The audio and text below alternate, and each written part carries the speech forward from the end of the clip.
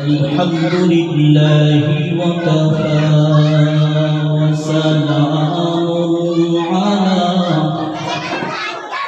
عباده الذين اصطفى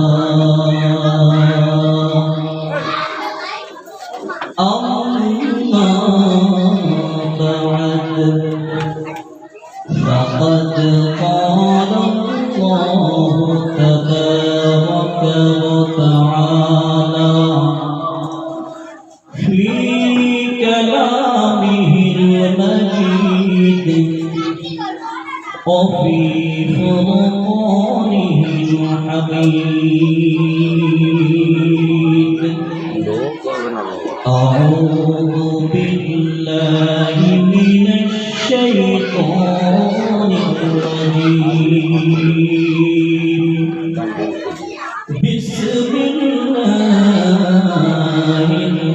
الرحمن الرحيم يا معشر الجن والإنس إن استطعتم أن تنفذوا من أقطار السماوات والأرض فانفذوا لا تنفذون إلا بسلطان. وقال النبي صلى الله تعالى عليه وسلم من سلم المسلمون من لسانه ويده رواه مسلم. وقال الله تعالى في شان حبيبه ومحبوبه مخبرا وآمرا إن الله وملائكته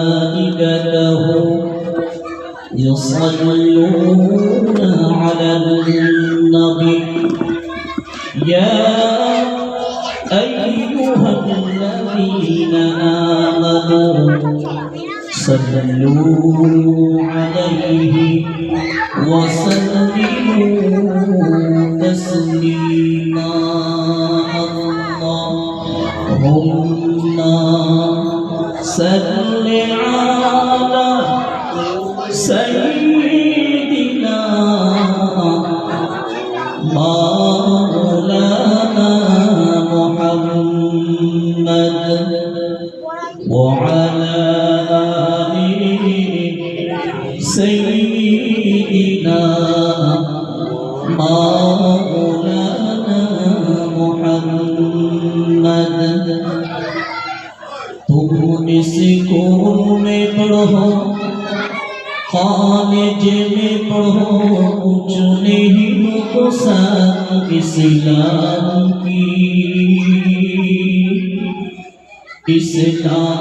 की तमाम हुदूद जग कर फरमान. इस्लाम की तमाम हुदूद जग कर फरमान.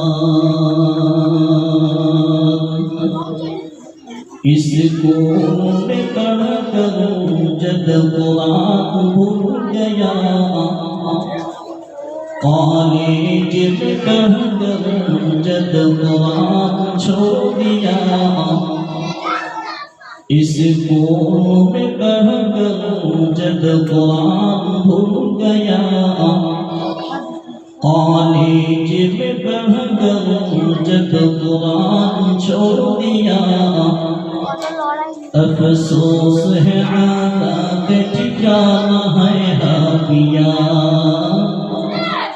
अफसोस है आदत ठिकाना है हाफिया. अल्लाहुम्मा सल्ली अला सय्यिदिना मौलाना मुहम्मद وعلى آله سيدنا سيدنا مولانا محمد شكر صلى الله عليه وسلم মহতি মেহফিলে সম্মানিত মুহতারাম সম্মানিত সভাপতি ও প্রধান অতিথিবৃন্দ জাতির মাথার মুকুট ওয়ারাসাতুল আম্বিয়া ও উলামায়ে কেরাম দূর দূরান্ত থেকে আগত আল্লাহ পাকের আশিকিন জাকিরিন শাকিরিন মুহিব্বিন ও মুহিব্বিরা পর্দার আড়ালে অবস্থান করেছেন এলাকা শ্রদ্ধেয় সম্মানিত মা ও বোনেরা দয়াময় আল্লাহ পাক রব্বুল আলামিনের দরবারে লক্ষ কোটি শুকরিয়া যে আল্লাহ পাক রব্বুল আলামিন আমাদের সকলকে ফিতনার জামানায় সহি তরিকায় কিছু কথা বলার এবং শোনার জন্য কবুল করেছেন। শুকরিয়া স্বরূপ সকলে বলি আলহামদুলিল্লাহ। দরুদ ও সালাম বর্ষিত হোক জনাবে মুহাম্মদ রাসূলুল্লাহ সকলে প্রাণ ভরে বলি সাল্লাল্লাহু আলাইহি ওয়াসাল্লাম।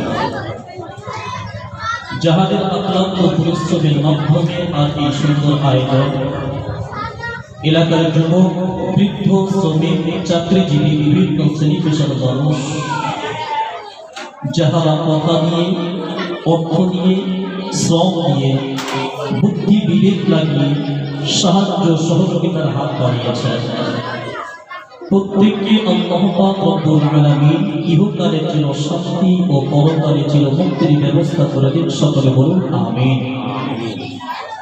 যে সমস্ত ভাইয়েরা এখনো পর্যন্ত এদিকে ঘোরাফেরা করছেন আপনারা এদিকে চলে আসুন, মাহফিলে আপনারা চলে আসুন।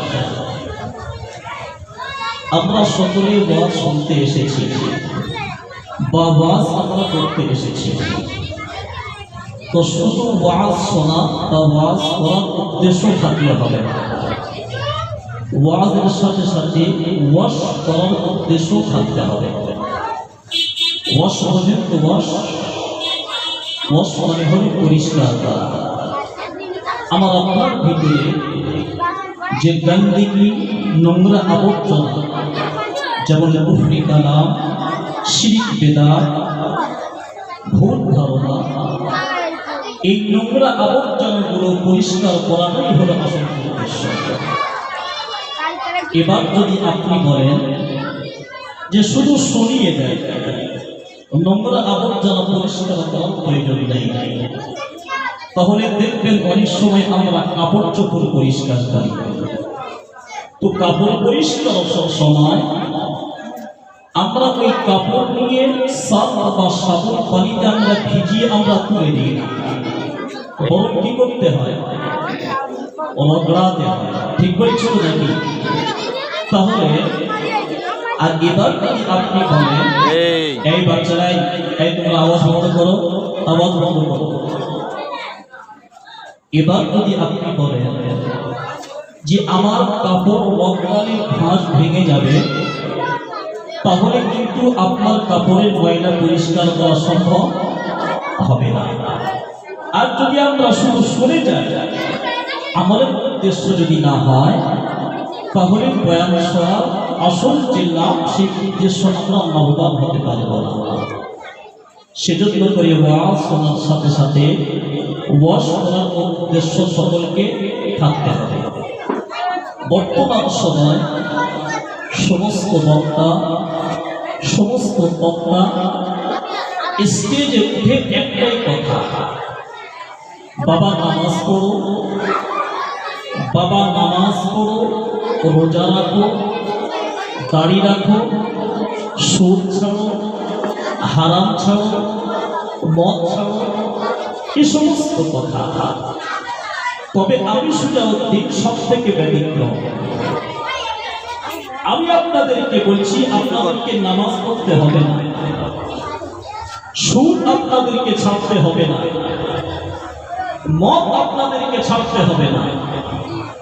ফ্রি ফায়ারের বন্ধুদেরকে বলবো তোমরা বেশি বেশি করে ফ্রি ফায়ার খেলো। যারা প্রতিদিন এক বোতল করে মদ খায় তাদেরকে বলবো তোমরা প্রতিদিন 2 বোতল করে মদ খাও। বেনামাজি ভাইদেরকে বলিব, তোমরা মসজিদ থেকে আরো তোমরা হয়ে যাও। কথা শুনে হাসি পাচ্ছে তো নাকি? মনে রাখবেন, আমি 1 ঘন্টা থাকবো, আমার কোম্পানি এই অফারটা দেবে। আমি আপনাদেরকে বলছি নামাজ পড়তে হবে না, আমি আপনাদেরকে ওপেন করে দিয়ে যাচ্ছি। আপনি যে কোনো গুনাহের কাজ বলেন যে এই গুনাহের কাজ করা যাবে, আমি বলবো হ্যাঁ করা যাবে। এটা করা যাবে, হ্যাঁ করা যাবে। সব কিছু আমি ওপেন করে দেব, কিন্তু আমার শর্ত পরিশেষে একটা মানতে হবে। যখন নতুন জিও সিম উঠেছিল তখন কি বলেছিল মনে আছে? বলছে যে জিও সিম আনলিমিটেড সব ফ্রি, শুধুমাত্র আধার কার্ডের জেরক্সটা জমা দিবি। বলছে হোয়াটসঅ্যাপ, বলে হোয়াটসঅ্যাপ, চ্যাটিং, কাটিং, শুটিং, ফাটিং সব কিছু ফ্রি, শুধুমাত্র আধার কার্ডের জেরক্সটা জমা দিতে হবে। তো আমি বলে যাচ্ছি সব কিছু আপনাদেরকে ওপেন করে দেব। শাড়িকে নিয়ে যত পারেন মেলায় ঘরে ভাত ফুচকা খাওয়ার কোনো সমস্যা নেই।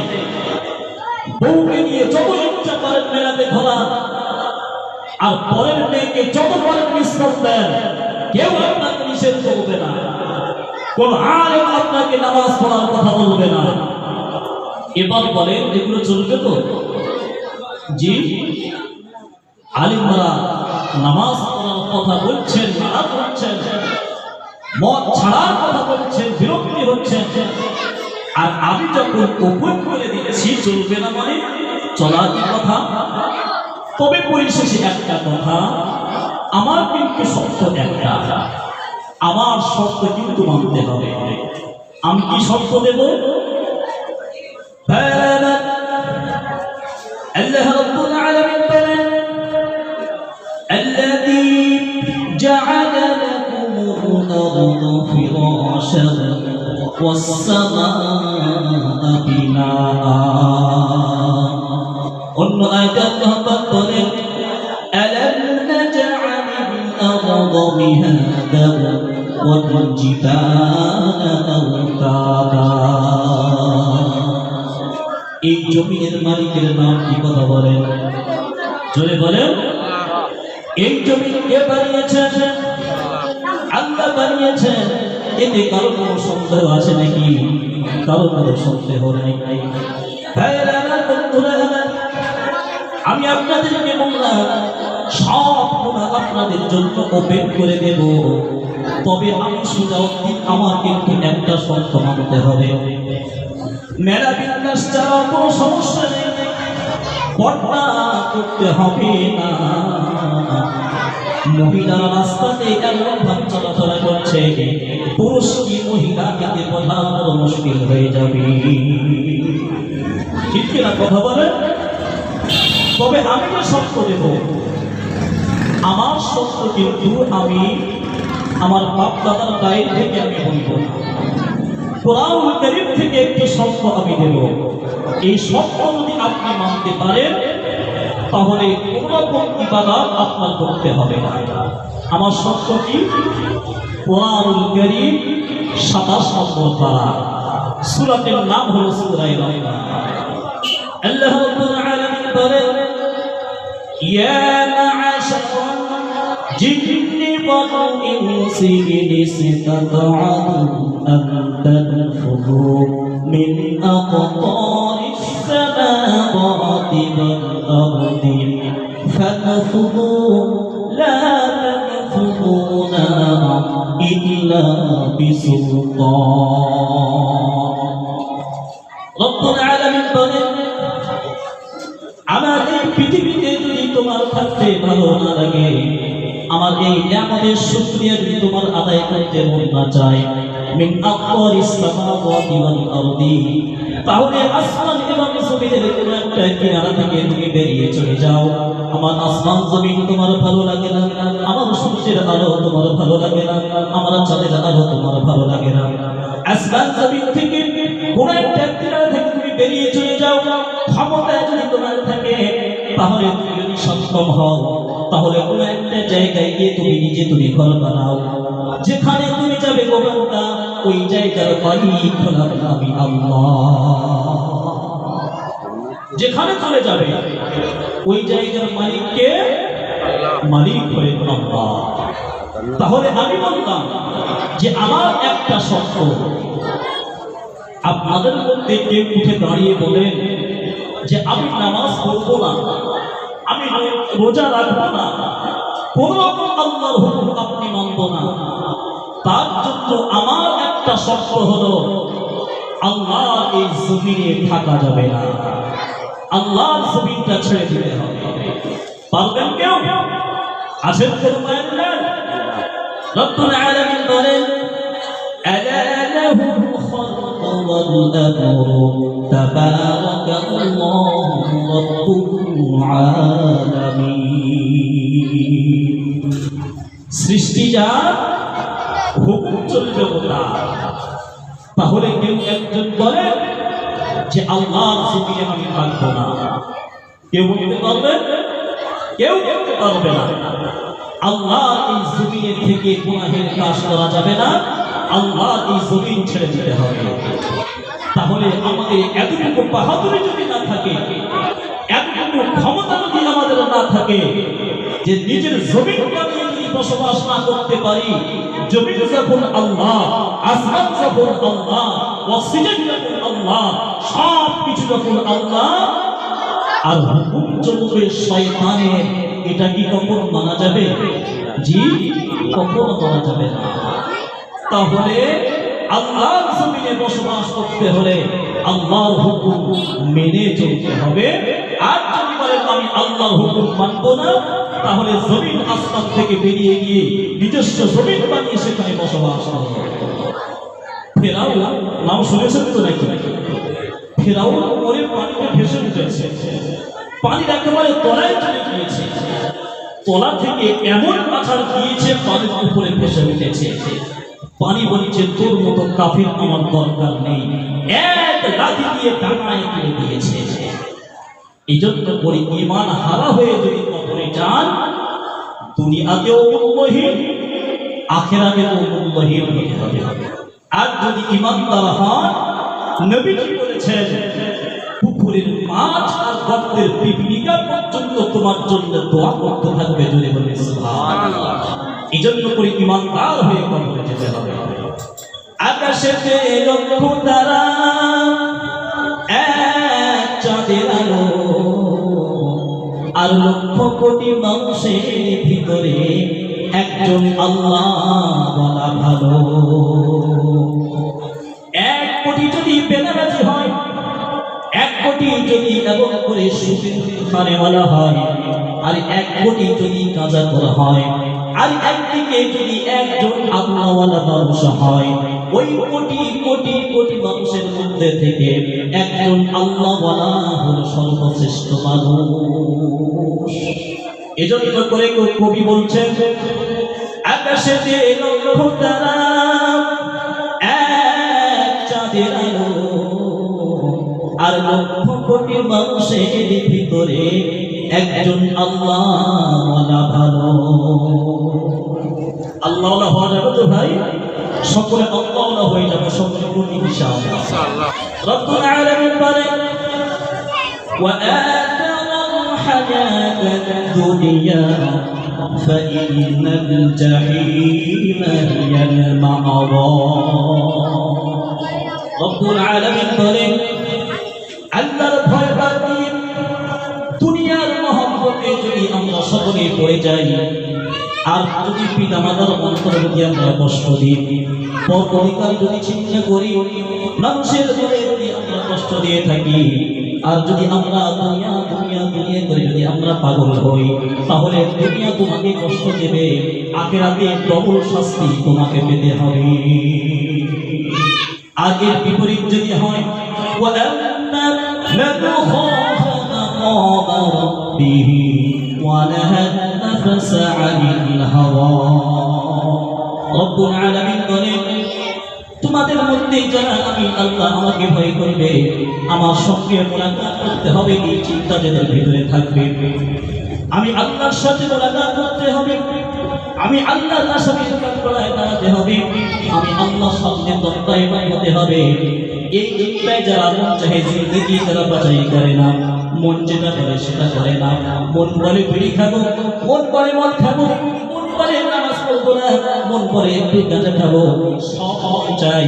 কিন্তু কবরের ভয়, আখিরাতের ভয়ে, আল্লাহর ভয়ে সব কিছু ছেড়ে দেয়, দুনিয়ার সুখ বিলাস করে দেয়। রব্বুল আলামিন বলছেন ফাইনাল জান্নাতা হিয়াল মা'ওয়া, দুনিয়া ছেড়ে হাসরের ময়দানে যখন তুমি যাবে, অবিরাম জান্নাতের শান্তি তোমার জন্য অপেক্ষা করছে। জোরে বলেন সুবহানাল্লাহ। দুনিয়া নিয়ে আমরা পড়ে আছি, কি করে আমরা দুটো রিজিক আমরা তালাশ করতে পারবো? রিজিকের মালিক কে? কথা বলেন। রিজিকের মালিক হলেন আল্লাহ। রব্বুল আলামিন বলেন কুল ইন্নাল ফাদলা বিয়াদিল্লাহি ইউতিহি মান ইয়াশা আল্লাহু ওয়াসিউন আলীম।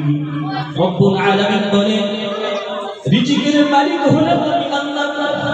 আমার হাতের মাধ্যমে তোদের কাছে রুজি যায়, আমি আল্লাহ যাকে চাই তাকে রুজির প্রশস্ততা দান করতে পারি, আবার আমি আল্লাহ যাকে চাই রুজির সংকীর্ণতা দান করতে পারি। ومن أعرض عن ذكري فإن له معيشة ضنكا ونحشره يوم القيامة أعمى قال رب لم حشرتني أعمى وقد كنت بصيرا। رب العالمين বলেন আমার স্মরণ, আমার জিকির, আমার তাসবিহ আদায় করা থেকে যারা ফিরিয়ে নেবে, যারা পশ্চাৎপদ করবে, আমার জিকির যাদেরকে ভালো লাগবে না, যারা সেই পরায়ণ হবে। রব্বুল আলামিন বলেন লা তানিয়া ফি যিকরি ইযহাবা ইলা ফিরআউনা ইন্নাহু তাগা। আমার জিকির যখন করবি তখন অলসতা হয়ে জিকির করো না, সেই জিকির পরায়ণ হয়ে না। আমার যখন জিকির করবে আমি আল্লাহ তোমাদের সামনে আছি, এই ধ্যান করে আমি আল্লাহ আমার জিকির করো বান্দা। আর যদি আমার জিকির থেকে মন ফিরিয়ে নাও আমি আল্লাহ তোমাদের রিজিকের অভাব দিয়ে দেব, তোমাদের খাদ্য আমি সংকীর্ণতা করে দেব। যদি তুমি তালাশ করবে, খাদ্য অন্বেষণ করবে, ইনকাম করবে তুমি বান্দা, ওই রুজির বরকত আমি আল্লাহ উঠিয়ে নেব। আল্লাহর স্মরণ ছাড়া ওই ইনকামে কোনো বরকত নেই। নামাজ ছাড়া ওই ইনকাম যদি হারাম হয়, খোদার জাতের কসম ওই ইনকামে কখনো বরকত আসবে না। পিতামাতার খিদমত ছাড়া ওই ইনকামে কখনো বরকত আসবে না। আল্লাহ পাক ইনকামের পদ্ধতি শিখিয়ে দিয়েছেন যে এই পদ্ধতি নিয়ম অনুযায়ী তোমরা ইনকাম করো, আমি আল্লাহ বরকত দিয়ে দেব। জোরে বলেন সুবহানাল্লাহ। রব্বুল আলামিন বলেন আল্লাহর স্মরণ ছাড়া ওই ইনকামে কোনো বরকত নেই, নামাজ ছাড়া ওই ইনকামে কোনো বরকত নেই, হালাল ইনকামে কখনো বরকত হবে না রে বাবা। যেই ইনকামে আমার আল্লাহ খুশি, ওই ইনকামে আমার আল্লাহ রাজি হয়ে যায়। রব্বুল আলামিন বলেন ইয়া আইয়ুহাল্লাযীনা আমানু হাল আদুল্লুকুম আলা তিজারাতিন তুনজিকুম মিন আযাবিন আলীম। হে আমার মুমিন বান্দা তোমরা শোনো, আমি কি তোমাদের এমন একটা ব্যবসার কথা বলে দেবো না, যেই ব্যবসা তোমরা আদায় করতে পারো, তাহলে হাসরের ময়দানে জাহান্নামের ওই কঠিন অগ্নি, ওই কঠিন শাস্তি থেকে এই ব্যবসা তোমাদের নাজাত দিয়ে দেবে। কি এমন ব্যবসা? তুমিনুনা বিল্লাহি ওয়াল ইয়াউমিল আখির ওয়া তুজাহিদুনা ফি সাবিলিল্লাহ। সুবহানাল্লাহ। কত সুন্দর আল্লাহ পাক তার স্মরণের কথা কোরআনুল কারীমের মধ্যে বলেছেন। পারিবারিক জিন্দেগিতে যদি সুখ নিয়ে আসতে চান, তাহলে কোরআনের স্মরণ বেশি বেশি করে আল্লাহর স্মরণ করতে হবে।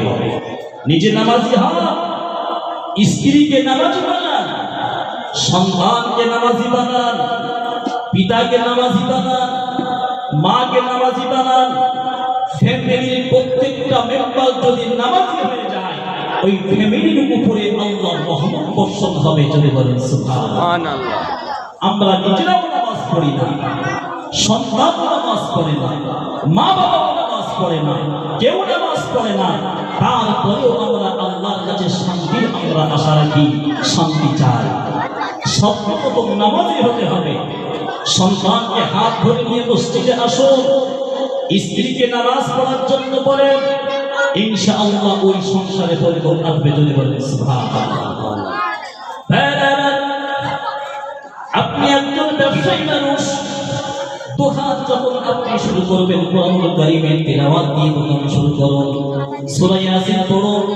কাস্টমার নেই, বসে আছেন, ওই সময় আল্লাহর তাকবীর শুরু করে দিন, সুবহানাল্লাহি ওয়ালহামদুলিল্লাহি ওয়ালা ইলাহা ইল্লাল্লাহু আল্লাহু আকবার।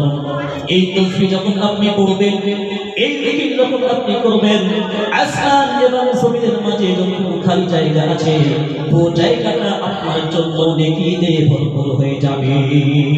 জোরে বলেন সুবহানাল্লাহ। রাতে শুয়ে আছেন, ঘুম আসছে না, ডাক্তারের ট্যাবলেট যতক্ষণ পর্যন্ত খাবেন ততক্ষণ ঘুম আসে, তারপরে আর কোনো ভাবে ঘুম আসে না। হাদিস শরীফের মধ্যে এসেছে, ঘুম যখন তোমার আসবে না, তখন বেশি বেশি করে দরুদ শরীফ পড়তে থাকো, আল্লাহর স্মরণ করতে থাকো। আল্লাহর স্মরণ যখন তুমি বেশি বেশি করে করবে, আল্লাহর রহমত বর্ষিত হবে। আল্লাহর রহমত যখন বর্ষিত হবে, তখন তোমার চোখে শান্তির ঘুম চলে আসবে। সুবহানাল্লাহ। ঘুম কাদের চোখে আসে না? যাদের অন্তরে শান্তি নেই। এরপরেও যদি তোমার চোখে কোনো রকম ভাবে ঘুম না আসে, নবীজি সাল্লাল্লাহু আলাইহি ওয়াসাল্লাম দোয়া শিখিয়ে দিয়েছেন, ওই কপাল পোড়া মুসলমান, নবীজি এই সুন্নতকে নিজের জীবনের সঙ্গে প্রতিফলিত করতে পারলাম না, নবীজির সুন্নত অনুযায়ী নিজের জীবনকে গঠন করতে পারলাম না। এরপরেও যত টাকা পয়সা আমরা ডাক্তারকে দেব, তারপরেও নবীজির সুন্নতের দোয়া আমরা মুখস্থ করি না। নবীজি বলেছেন, আমার উম্মতীরা অনিন্দার লোক যদি তোমাদের হয়ে যায়, রাত জাগরণের প্রাণে যদি অনিন্দ হয়ে যায়, ঘুম যদি তোমাদের চোখে না আসে, আমি তোমাদেরকে দোয়া শিক্ষা দিলাম। রাত্রে যখন শুতে, ওই অবস্থায় শুতে, ডান কাত হয়ে চোখ বন্ধ করে দোয়া বারবার তুমি পড়তে থাকো, আল্লাহ পাক তোমার চোখে ঘুম দিয়ে দেবেন। সেই দোয়াটি হলো, আল্লাহুম্মা ক্বারাতিন নুজুম ওয়া হাদায়াতিল উয়ুন وأنت حي قيوم لا تأخذك سنة ولا نوم يا حي يا قيوم أهدي ليلي وأنعم عيني سبحان الله বলেন। এই দোয়া মুখস্থ করুন, রেকর্ডিং করে নিন, রেকর্ডিং করে এই দোয়া মুখস্থ করে রাত্রে শোয়ার পর যদি এই দোয়া পড়তেই থাকেন, 100% গ্যারান্টি আপনার চোখে ঘুম চলে আসবে। জোরে বলেন সুবহানাল্লাহ।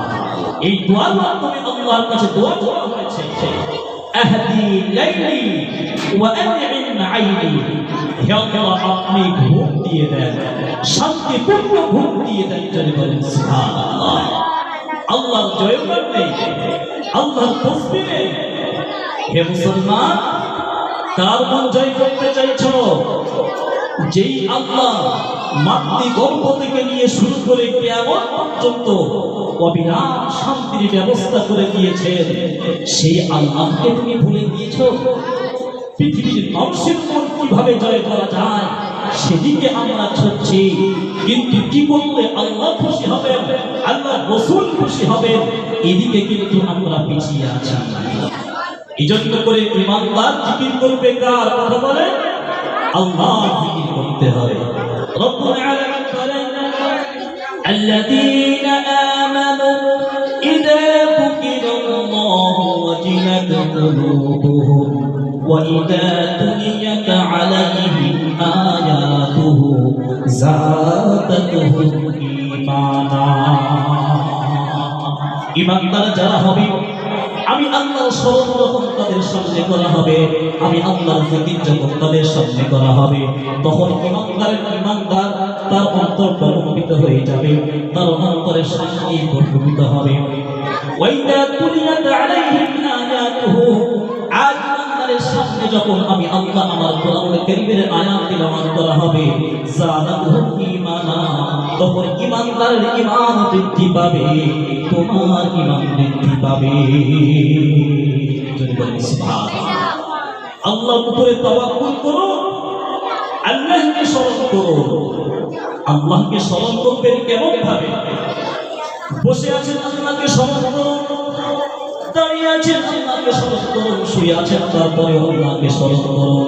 আল্লাহ রাব্বুল আলামিন বলেন, আল্লাযীনা ইয়াযকুরুনাল্লাহা কিয়ামান ওয়া কুউদান ওয়া আলা জুনুবিহিম ওয়া ইয়াতাফাক্কারুনা ফী খালকিস সামাওয়াতি ওয়াল আরদি।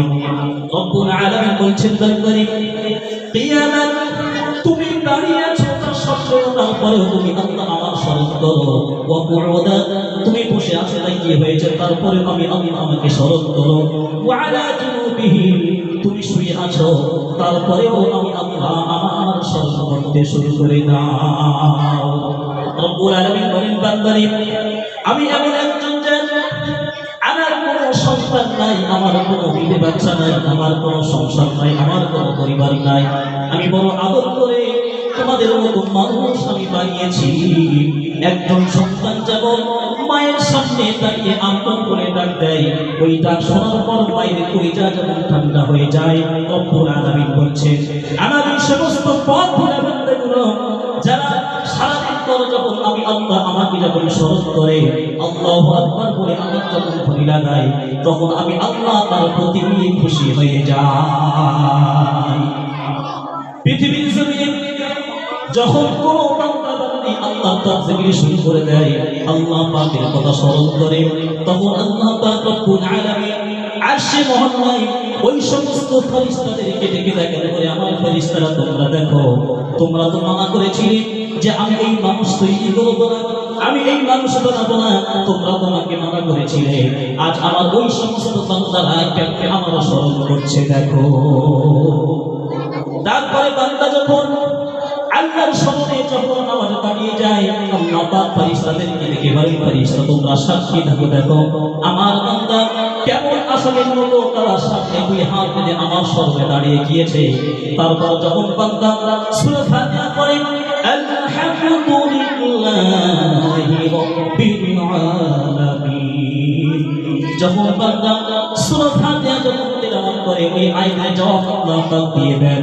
আল্লাহ পাক তখন ফেরেশতাদেরকে ডেকে বলেন, আমার ফেরেশতারা দেখো, হামিদানি আবদি, আমার বান্দা কেবলমাত্র আমার প্রশংসা করেছে।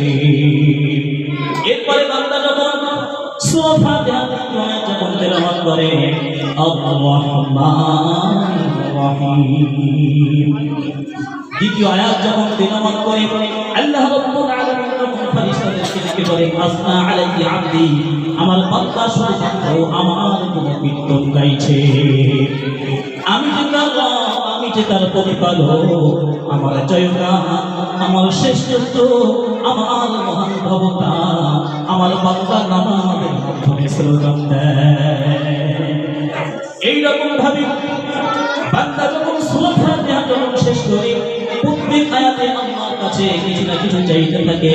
আল্লাহ পাক বলেন, ফেরেশতারা তোমরা দেখো, আমার বান্দা এই আয়াতে আমার কাছে যা কিছু চেয়েছে আমি তার পূরণ করলাম, আগের আয়াতে যা কিছু চাইবে তাও আমি পূরণ করব। এইরকম ভাবে পুরো নামাজে বান্দা আল্লাহর কাছে যা কিছু চাইতে থাকে, আল্লাহ রাব্বুল আলামিন বলেন, আমি আমার বান্দার মনের চাহিদা পূরণ করে দেব। চলে বলেন সুবহানাল্লাহ। এজন্য করে স্মরণ করতে হবে কার জন্য বলেন, বেশি বেশি করে। রাত্রে যখন ঘুম না আসবে, নবী করিম আলাইহিস সালাতু ওয়াস সালাম যখন রাত্রে শুতেন, সূরা মুলক তিলাওয়াত করে শুতেন। হাদিস আছে, নবী করিম আলাইহিস সালাতু ওয়াস সালাম বলছেন, কোন বান্দা যদি রাত্রে ঘুমানোর আগে সূরা মুলক তিলাওয়াত করে ঘুমায়, সে যখন মারা যাবে কিয়ামত পর্যন্ত তার কবরে কোনো হিসাব নিকাশ হবে না। চলে বলেন সুবহানাল্লাহ। এই জন্য করে কোরআনুল কারীম তিলাওয়াত করা যাবে তো ইনশাআল্লাহ। আল্লাহর নবী বলছেন, যেই এলাকায় কোরআনের পঠন পাঠন হয়, যেই এলাকায় মক্তব থাকে, যেই এলাকায় মাদ্রাসা থাকে, যেই এলাকায় কোরআনের পঠন পাঠন হয়, ওই এলাকা থেকে সমস্ত গজব আল্লাহ উঠিয়ে দিয়ে রহমতের সব দরজা খুলে দেন। সুবহানাল্লাহ। আজ যদি এলাকাবাসী শান্তিতে থাকে তো খোদার কসম এই মক্তব আর মসজিদের জন্য শান্তিতে আছে। যেই এলাকায় প্রতিনিয়ত কোরআনুল কারীমের তিলাওয়াত হয়, ওই এলাকার আজ যাই হোক আল্লাহর গজব কখনো আসবে না ইনশাআল্লাহ। আল্লাহর গজব থেকে মুক্তি থাকবে ইনশাআল্লাহ। নবীজি বলছেন, ইন্নাল্লাযী লাইসা ফী জাওফিহি শাইউন মিনাল কুরআনি কাল বাইতিল হারিম। নবীজি বলছেন, যেই ঘরে কোরআন তেলাওয়াত হয়, যেই দেহে কোরআন থাকে, ওই দেহটাকে আল্লাহ জিন, হাওয়া বাতাস, বদনজর, জাদুটোনা সব বিপদ থেকে আল্লাহ হেফাজত করবে। আর এর উল্টা যদি হয়, যেই ঘরে কোরআন নাই, যেই দেহে কোরআন নাই, নবীজি বলছেন ওই ঘরটা হলো বিরাট ঘর। জিন, হাওয়া বাতাস থেকে, বদনজর থেকে যত রকমের কুপ্রভাব আছে, সব কুপ্রভাবে ওই ঘরটি প্রভাবিত হয়ে উঠবে। তোমার সন্তানের রোগ ভালো হবে না, তোমার স্ত্রীর রোগ ভালো হবে না, তোমার নিজের রোগ ভালো হবে না। বারবার রিপোর্ট করবে, ডাক্তার বলবে সব রিপোর্ট ওকে, কিন্তু রোগ ধরতে পারছি না কেন? রোগ কেমন ভাবে পড়বে গো বাবাজি? আল্লাহ পাক রোগের আগে ঔষধ দিয়ে দিয়েছেন। রব্বুল আলামিন বলেন, মানুষ যখন কোনো রোগে আক্রান্ত হয়, আমি আল্লাহ হলাম ওই রোগ দানকারী, আবার আমি আল্লাহ হলাম ওই রোগ আরোগ্যকারী, আবার আমি আল্লাহ ওই বান্দাকে শিফা দান করি। ওয়াইদা কারিস্তু ফাহুয়া ইয়াশফি। যখন তুমি রোগে আক্রান্ত হও, যখন তুমি কোন রকম রোগে ভোগো, আল্লাহ পাক বলছেন আমি ওই রোগকে আমি দূর করে দিই। জোরে বলেন সুবহানাল্লাহ। তাহলে ঘরে কি তিলাওয়াত করতে হবে? কোরআনুল কারীম তিলাওয়াত করতে হবে। কিন্তু দুঃখ আফসোসের বিষয়, ঘরে ঘরে আজ কোরআনুল কারীমের তিলাওয়াত হয় না। গান বাজনা, থিয়েটার থেকে নিয়ে শুরু করে গান বাজনা বেশি বেশি করে চলছে। নবীজি বলছেন, ইন্না মিন আশরাতিস সাআতি আন ইরফা'আল ইলমু ওয়া ইয়াসবুতাল জাহলু ওয়া ইয়াযহারুজ জিনা ওয়া ইয়াযহারুল গিনা ওয়া ইয়াশরাবুর রিবা আও কামা ক্বালা আলাইহিস সালাতু ওয়াস সালাম। নবীজি বলছেন, কিয়ামতের পূর্বে গান বাজনা বেড়ে যাবে, ঘরে ঘরে গান বাজনা চলবে, মানুষ কোরআনুল কারীম তিলাওয়াতের কথা ভুলে যাবে। নবীজি বলছেন, কিয়ামতের পূর্বে গান বাজনা ছেড়ে যাবে, গায়ক-গায়িকাদের সংখ্যা বেড়ে যাবে। তখন এমন করে মহিলাদেরকে নিয়ে গানের ফাংশন দেওয়া হবে, পুরুষদেরকে নিয়ে গানের ফাংশন দেওয়া হবে, গায়ক-গায়িকাদের সংখ্যা বেড়ে যাবে। মানুষ গান বাজনা ছাড়া থাকতে পারবে না। রাজমিস্ত্রি কাজ করবে, ওই গানটা লাউডে দিয়ে গান শুনতে তার কাজ করবে। সেলাই মেশিনে যখন কাজ করবে, গানটা লাউডে দিয়ে সেলাই মেশিন কাজ করবে, আর গান শুনে শুনে কাজ করবে। নবীজি বলছেন, যখন মানুষ গান বাজনা ছাড়া থাকতে পারবে না, আল্লাহ পাক রব্বুল আলামিন ওই সময় ওই জাতিকে 3 রকমের আযাব দিয়ে ধ্বংস করে দেবে। কয় রকমের আযাব? 3 রকমের আযাব দিয়ে আল্লাহ পাক রব্বুল আলামিন ওই জাতিকে ধ্বংস করে দেবে। 1 নম্বর হলো খসফ, জমিন ধসিয়ে দিয়ে ওই বান্দাকে, ওই জাতিকে আল্লাহ পাক ধ্বংস করে দেবে। জমিনকে ধসিয়ে দেবে। ভূমিকম্প আমরা দেখেছি, কিন্তু ভূমিধস আমরা কখনো দেখিনি। ভূমিধস আলাদা, ভূমিকম্প আলাদা।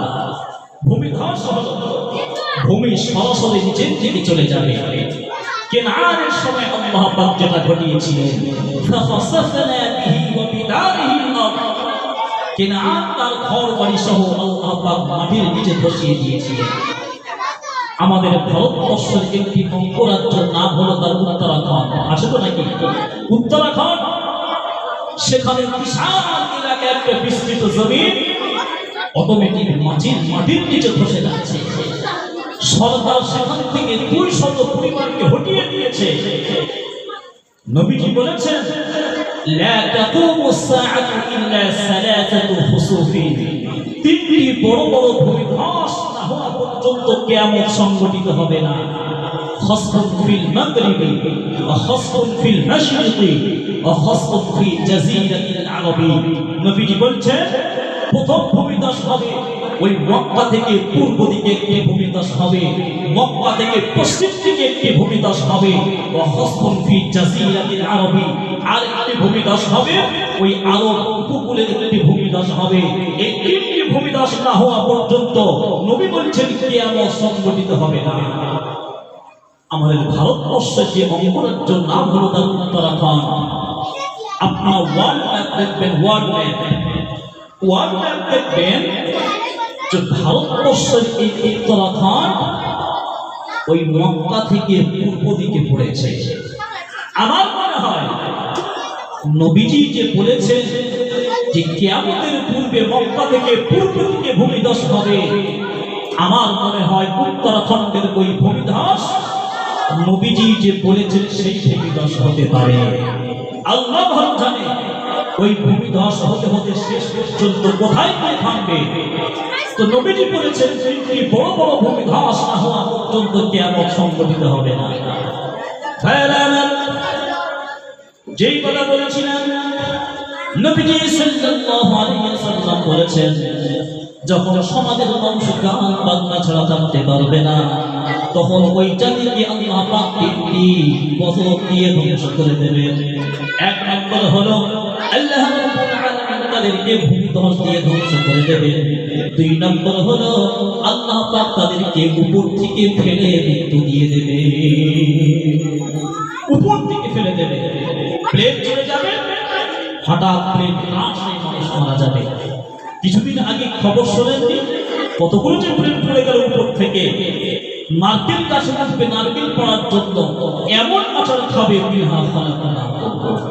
তো নবীজি সাল্লাল্লাহু আলাইহি ওয়াসাল্লাম বলছেন, সমাজের মানুষ যখন গান বাজনা ছাড়া থাকতে পারবে না, আল্লাহ পাক তাদেরকে উপর থেকে ফেলে মৃত্যু দিয়ে দেবে। তিন নম্বর হলো নবীজি সাল্লাল্লাহু আলাইহি ওয়াসাল্লাম বলছেন, যে সমাজের মানুষ গান বাজনা ছাড়া থাকতে পারবে না, আল্লাহ পাক ওই সমস্ত মানুষকে মৃত্যুর সময় তাদের চেহারাটা ভগবানরা পাগলের কাফের মতো বিকৃতি করে দেবে। এইরকম অপমান আল্লাহ পাক দেবে। দক্ষিণ 24 পরগনা জেলার কোন এক এলাকার নাম আমি বলবো না, একজন নওজোয়ান যুবক, সে এমন করে ওই কানে হেডফোন লাগিয়ে গান শুনছিল। গান শুনতে শুনতে হঠাৎ গিয়েছে। যখন তারা জানাজার ব্যবস্থা করা হবে, কাফনের ব্যবস্থা করা হবে, তখন তার কান থেকে হেডফোনটি খুলে নিয়ে দেখছে যে হেডফোনের ভিতরে হিন্দি গানের অ্যাকশন চলছে।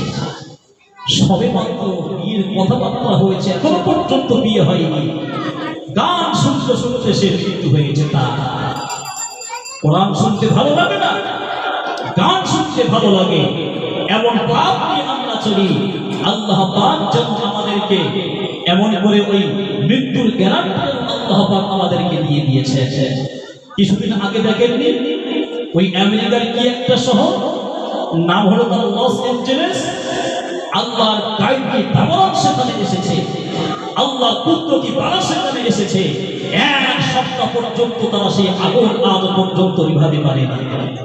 যেই আমেরিকার হাতে এত সৈন্য, এত বাহিনী, এত প্রযুক্তি, যেই আমেরিকার হাতে, আল্লাহ ছোট্ট একটি কুদরতি বালার কাছে সব প্রযুক্তি ফেল হয়ে গিয়েছে, সব প্রযুক্তি ব্যর্থ হয়ে গিয়েছে।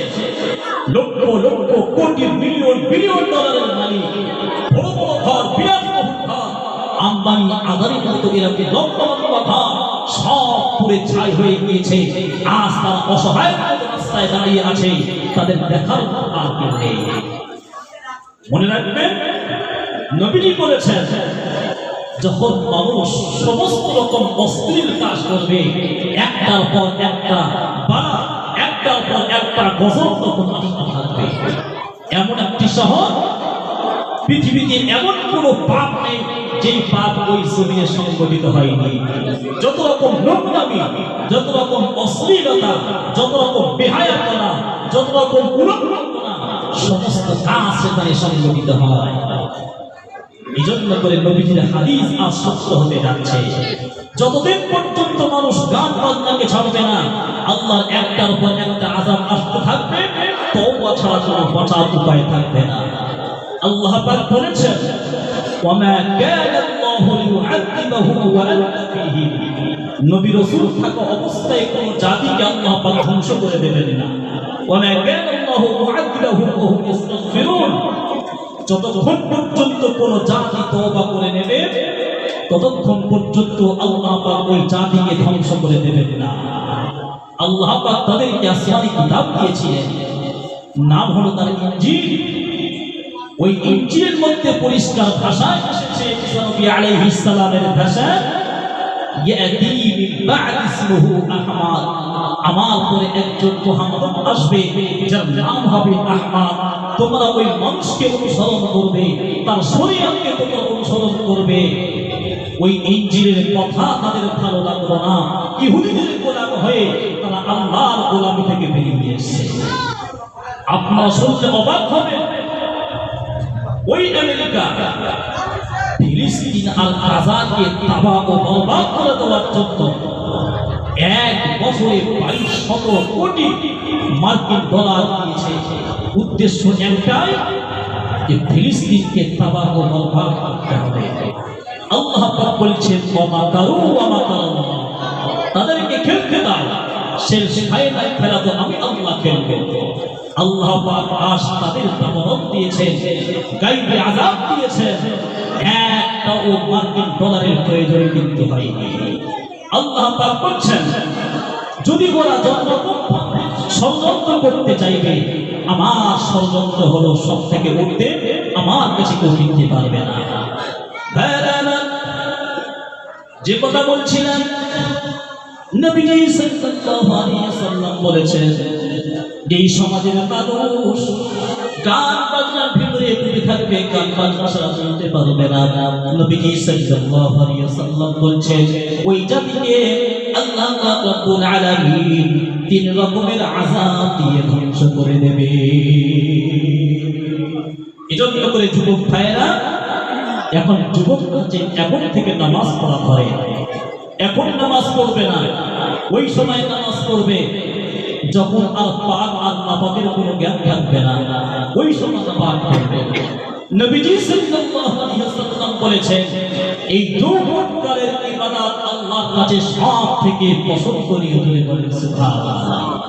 এজন্য করে এই যৌবনকালে বেশি বেশি করে আল্লাহর ইবাদত করো, বেশি বেশি করে দান সাদকা করো, বেশি বেশি করে পিতামাতার খিদমত করো, লাআল্লা শাবাব ইয়াউদু। এই যৌবনকাল যখন শেষ হয়ে যাবে, এই যৌবনকাল কিন্তু আর ফিরে আসবে না। নিজেকে এমন নামাজি বানান, নিজেকে এমন চরিত্রবান বানান, গ্রামের 10 জন মানুষ যেন বলতে পারে যে না, ছেলেটা নামাজি ছেলে, ছেলেটা ভালো ছেলে। মরে যাওয়ার পরে মানুষ চোখের পানি যেন ফেলে বলতে পারে, কি অমূল্য সম্পদকে আমরা হারিয়েছি, তাকে আমরা হারিয়েছি। তুমি এসেছিলে ভবে, কেঁদেছিলে তুমি, হেসেছিলে সবে, এমন জীবন করিয়ে গঠন, মরণে হাসিবে তুমি, কাঁদিবে ভুবন।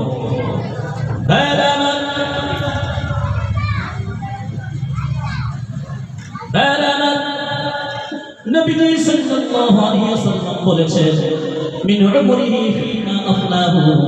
কবরে যখন তুমি যাবে, তোমাকে প্রশ্ন করা হবে, তুমি তোমার যৌবনকাল তুমি কিভাবে কাটিয়েছো। তখন কি আমরা বলতে পারবো নাকি, আল্লাহ আপনি আমার যৌবন দিয়েছেন ঠিক কথা, কিন্তু ওই যৌবনে আমি জুম্মার নামাজ ছাড়া এক ওয়াক্ত নামাজ পড়ার সময় পেলাম না। এই কথা বলা যাবে? কখনোই বলা যাবে না। এই যৌবনকালে আমরা বেশি বেশি ইবাদত আমরা করি না। হাসরের ময়দানে কিন্তু এই যৌবনকালের হিসাব হবে, বুড়োকালের হিসাব হবে, এমন কথা নবীজি বলেন। এখন শুধু আমাদের যুবক ভাইয়েরা বলবে এই যৌবনকালে কি আর ইবাদত করা যায়? এখন বাইক নিয়েছি আর টাকা নিয়েছি, কোথায় শুধু সুন্দরী সুন্দরী মেয়েরা আছে, এই সব সত্তা আর মদ বিয়ার গাঁজা যেগুলো তো আছে, এগুলো কি নাকিল আর হয় নাকি? রব্বুল আলামিন বলেন ويسألونك عن الخمر والميسر قل فيهما اسم كبير ومنافع للناس আল্লাহ রাব্বুল আলামিন বলেন নবীজি তোমাকে মদ আর জুয়া সম্পর্কে নির্দেশ করা হবে, তুমি তাদেরকে বলে দাও মদ আর জুয়ার মধ্যে লাভের থেকে ক্ষতি বেশি। লাভের থেকে ক্ষতি বেশি। লাভ কি হবে? 10 জনের মধ্যে একজন টিকিট কেটেছে আর 10 জন টিকিট কেটেছে, একজন আর 4টা বিল্ডিং হয়েছে আর বাকি সব বউ বিক্রি করে সব শেষ হয়ে গিয়েছে। এমন হয় কি হয় না কথা বলে? একজন পেয়েছে, তার থেকে আমিও দেখেছি আমারও নিতে হবে। ভিটে বাড়ি সোনা গয়না দোকান পাট সব বিক্রি করে দিয়েছি, শেষে বলছি এবার যদি আমি হেরে যাই আমার বউটা তুই নিয়ে চলে যায়। আল্লাহ পাক সকলকে হেফাজত করুন, সকলে বলুন আমিন। যারা এখন পর্যন্ত বাইরে ঘোরাফেরা করছেন আপনারা চলে আসেন। ভাই যারা দূরে আছেন একটু কাছাকাছি আসেন, একটু কাছাকাছি আসেন ভাই, মেহেরবানি করুন। তাকবীর, নারে তাকবীর, নারে তাকবীর। যে সমস্ত ভাইরা এখনো পর্যন্ত এদিক ওদিক ঘোরাফেরা করছেন, বক্তা এসে গিয়েছেন, আপনারা মূলত সময়কে নষ্ট না করে মাহফিলে আমরা চলে আসি। গুরু শরীফ আল্লাহুম্মা সাল্লি আলা সাইয়্যিদিনা মাওলানা মুহাম্মাদ ওয়া আলা আলিহি